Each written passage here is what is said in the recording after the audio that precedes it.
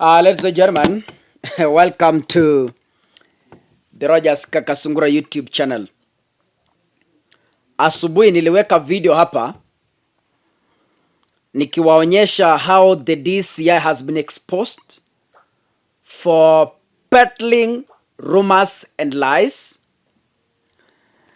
for sharing fake photos in a bid to paint Raila as a violent man, as a killer, as a bloodshedder, if such English exists. Walienda kwa archives wakaleta picha paka sijui ni za Senegal. Walileta picha paka za 2000, I don't know what. Zingine ni za 1927. Wakaleta zote wakasabu hapo wakaweka. Now, after kuweka walikuwa wanasema kwamba hawa watu wenye umeona kwa hizo picha, they are the people who are participating in violent protests and they had started hunting them so that they can be arrested. NTV did an expose and showed on how the DCI lied to the public by publishing misleading false information. Kaka, before I read an apology from the DCI kwa sababu they have been cornered, wamekamatiwa chini and they had no other option than apologizing. This is what happens when you blindly fight the media. This is what happened to the clueless regime that thinks fighting the media can earn them credits. The DCI has been forced to apologize. They have been forced. They had no alternative. The government has been forced down to the throat to apologize publicly to the people of the Republic, and especially, in fact, this apology tunataka iandikwe public apology to Azimio. That's how we wanted to uandike your apology. We were demanding. We asked Danstan Yomari to take over this issue and sue. Before I move to that point, these are my submissions. Now,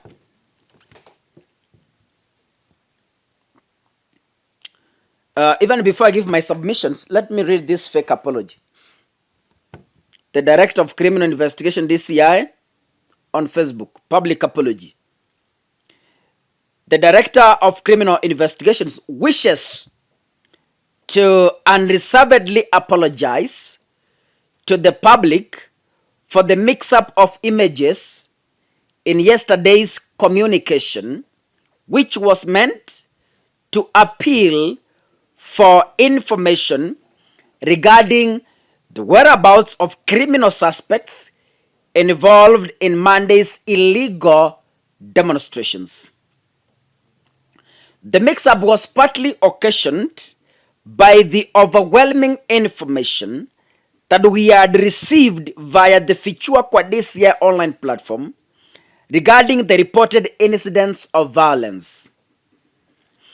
While we work towards rectifying the same and maintaining public confidence in our operations, the Directorate continues to appeal to the public for information regarding the whereabouts of the suspects whose images appear below. Haya, tena wameleta images zingine wameweka hapo. So when I look at the images, some of the images hapa nimeona ni mtu anaruka anacheza. I don't know, mtu mwenye anaruka anacheza hako na shida gani? Mtu mwenye ana celebrate harushi mawe, harushi tiagas, sijui ako na shida gani. Haya, kuna picha nyingine hapa nimeona hapa, watu wanacheza na sufuria. Watu wanacheza sufuria just like a joke. Watu wanacheza sufuria kama mpira. Sijui hiyo picha iko na shida gani? Kama mtu ameamua kucheza sufuria yake kama mpira, I don't know, DCI kichwa yenu, I don't know what's the problem. Anyway, but then so far so good. They have written an apology to the people of Kenya. Now these are my submissions. The DCI summoned Fred Matiang'i and they wanted to charge him for publishing false information with an intent to cause unrest in Kenya. Now, if Danson Omari is watching this video, I want to tell him it's high time he moves to court and sue the DCI for publishing misleading information with an intent to cause unrest in this country. The DCI must be sued. The apology doesn't hold any waters. They must report to the nearest police station to record the statements. You know, it reaches a time where we cannot bembeleza people. A body that is trusted by Kenyans to do investigation is publishing misleading information. A body that is trusted. DCI is trusted kwamba is an independent body yenye inafanya uchunguzi, inafanya investigation before yapping to the public. The post they did confirms to us that the DCI is a body that is full of fake news. Hata investigation zao wanafanya, it confirms is full of propaganda and fake news. This means the DCI can wrongly prosecute you. They have confirmed. It's a public image. It's what they have showed Kenyans in public that yes, we are lazy in doing investigations. Come on, you know, even this post is an own goal.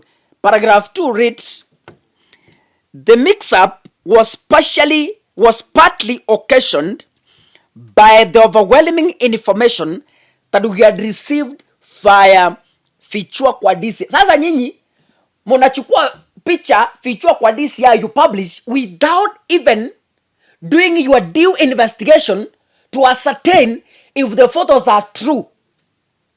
What are you telling us in this paragraph? You are telling us, kaka, ninaweza kuja kwa ofisi yenu, I accuse mtu mwingine falsely, muende mushike huyo mtu without even investigating, kwa sababu nimewaambia, you won't charge him. That's what you are telling us. DCI is publicly telling Kenyans that all the cases it has done before, it has been relying on false information from the people. Sasa nyinyi kama mnaenda fichua kwa DCI is a public platform whereby hata mimi ninaweza chukua video ya Senda kwa niwatumie. So does it mean mtatumia hiyo video kwa sababu imekuja kwa fichua na DCI? What kind of pettiness is this? DCI has lost the trust. William Ruto akiingia serikalini alisema we cannot weaponize the DCI. It's clear the DCI has been weaponized to taint, to falsely accuse and taint other people using false information. Like now, the photos they published was intended to paint Raila negatively. So what body are we going to trust if the DCI publishes fake information? Which body are we going to trust? So inamaanisha hata hizi kesi mmekuwa mkipost tunawasifu. DCI. Mnapost tunawasifu. DCI imeshika. Our officers flew. Our officers on time. Our officers exchanged fire. Our officers exchanged guns. Our officers exchanged water with the criminals. You know? There are some posts you've been posting with posts full of humor, full of literature, full of English. It's now coming to dawn to us that Kenyans, is true. Even some of the stories you've been publishing, you've been relying on false information to tend people negatively. It's so clear. You cannot hide this from people. It's evident. Mmekuwa mkiweka false news kuaccuse watu negatively. It's what it is. You can't change it, ladies and gentlemen. It's clear. It's clear. It's clear. You can see it yourself. So hata hizi makesi mmekuwa mkiweka hapa, so and so has been arrested, so and so has been flying with police, so and so has been exchanging saliva with our officers, so and so has been exchanging pants with our senior officers. Our officers pursued them, they fried over the fence, they pursued them, they followed, they hit the corner, they came across and they returned, they arrested the criminal and tied them. They propaganda full of lies. Kuna mastori hapa mingi. Sikia asivisha menisitambo on 6 motor bombs in Victoria. Hey, progress report on the death of Geoffrey Mwati Ngugi. Detectives raid illegal distillery in Kericho village. Suspect is in 130 million gold discam arraigned in court.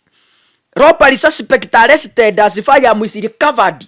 How do you trust this? 2 gangsters shot dead. Firearms worth for 1.1 million recovered. Gadija Hussein murder suspect in custody. Homicide salutes. Sikia Kisungu. Homicide salutes.